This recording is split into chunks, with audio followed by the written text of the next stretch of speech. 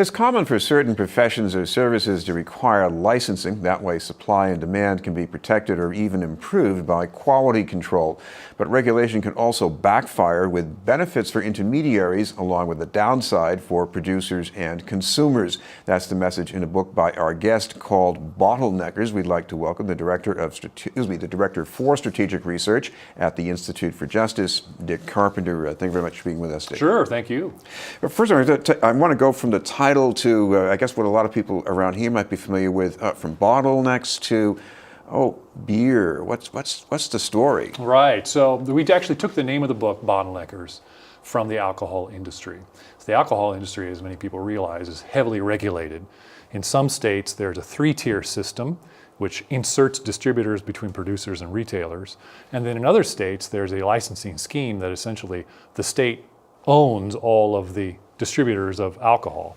So with these types of regulations, what we end up with is environments where alcohol is significantly higher, the price of alcohol is significantly higher than it would be except for all these regulations, either the three-tier system or the state regulating or owning all these different alcohol establishments. So often what happens is that these boards that oversee, like the Alcohol Control Board, for instance, or what we describe in the book, occupational licensing, these boards are they're captured by those who are in the industry.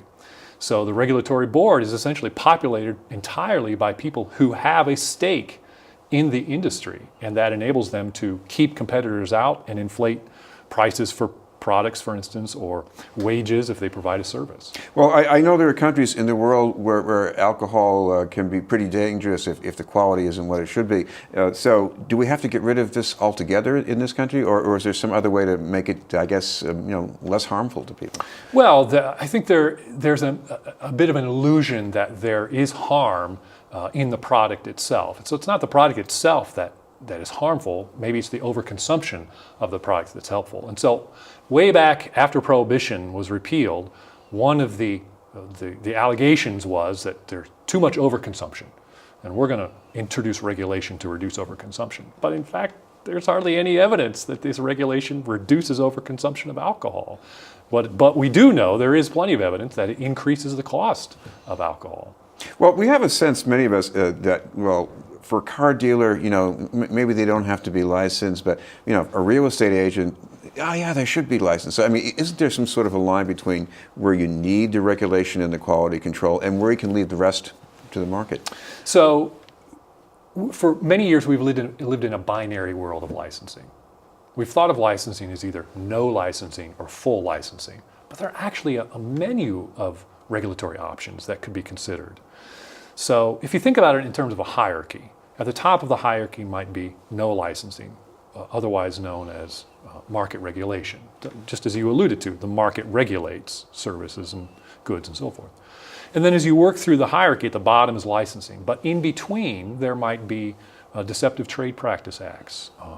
And then there might be registration, mandatory bonding and insurance, inspection regimes, certification.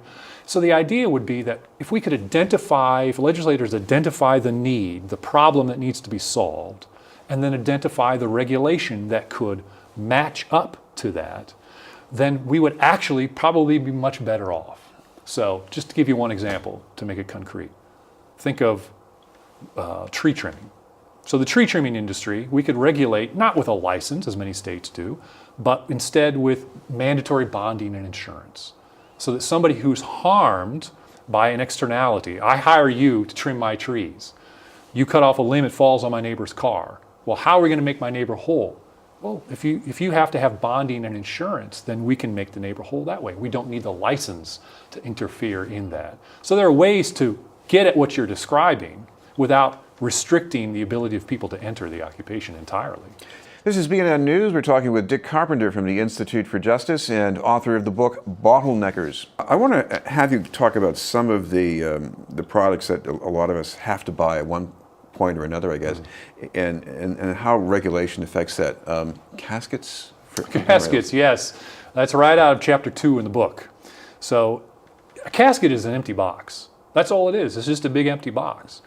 But historically what has happened is that funeral directors have gone to the legislature and they've lobbied to restrict the ability to sell caskets only to those who have a funeral director's license. There's nothing, you don't need to have any special knowledge. I mean, as an object, this is no different from a piece of furniture, right? That's exactly right, precisely. I mean, it's for a specific purpose, but that's exactly right. It's essentially just a piece of furniture.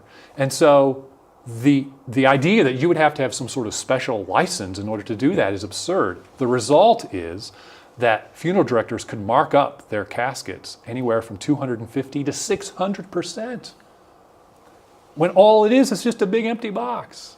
So that's the effect of the license, is to grant the ability of people who are already in there to artificially inflate prices and wages. Well, one of the things that we're looking at in the Boston area right now is how to regulate, or whether to regulate companies like Airbnb, and which is where you basically have these short-term rentals. What do you think should be done about that? Right. So this has become a problem in multiple cities where the hotel industry, like many industries, will go to government and ask for protection rather than competing in the market. So our view of that is, as I said before, with that menu of regulatory options, what is the need? Identify the actual need, and then find the regulatory option that fits that need. And in the vast majority of instances, it doesn't necessarily mean that we should restrict people entering the market, but find some other regulatory intervention that may be necessary. So maybe it's inspections. Maybe the need to be met there is to use an inspection regime, much like we have with restaurants, to ensure that we're not allowing people to have to rent out property that has significant code violations, for instance. We can solve that through an inspection regime rather than preventing people from entering the market entirely. And Airbnb, just like a big hotel, could still be subject to zoning regulations. They could be, absolutely, that's exactly right. So there are regulatory options that could be used that are more appropriate without restricting the entrance into the market. Talk about ride sharing and, competing with the taxi industry to the extent that there's still competition. Yeah, so that's another one, much like Airbnb, where the existing industry, the taxi industry, attempts to keep out competitors, in this case Uber, Lyft, and other rideshare companies. It's a classic example of trying to use their power to keep competitors out.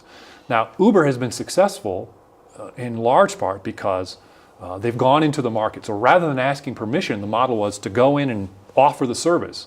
And because the service became so popular in many cities, it became extremely difficult for regulators and elected officials to just say no, to get rid of it once it was already there and once it was successful. Not entirely. Austin is a place where Uber has left because the city council has been recalcitrant. But by and large, it's so popular that elected officials face a real uphill battle in getting rid of it entirely. So that was their model, and it's been very successful in doing so. So now what they're trying to do is find a way to thread that needle. How do we allow Uber to operate, but still acknowledge that there are these taxi people who have a vested interest? And so elected officials are in a bit of a spot, but they're attempting to extract what they can from Uber and allow them to operate. We should mention the book is Bottleneckers, and if people want some more information about this, how can they look that up? Certainly. So the book is available from any book retailer, but they can also go to the website of the Institute for Justice, ij.org, and they can find more information about the book and our organization as well. Thank you very much for being with us. Thank you for having me. Dick Carpenter from the Institute for Justice.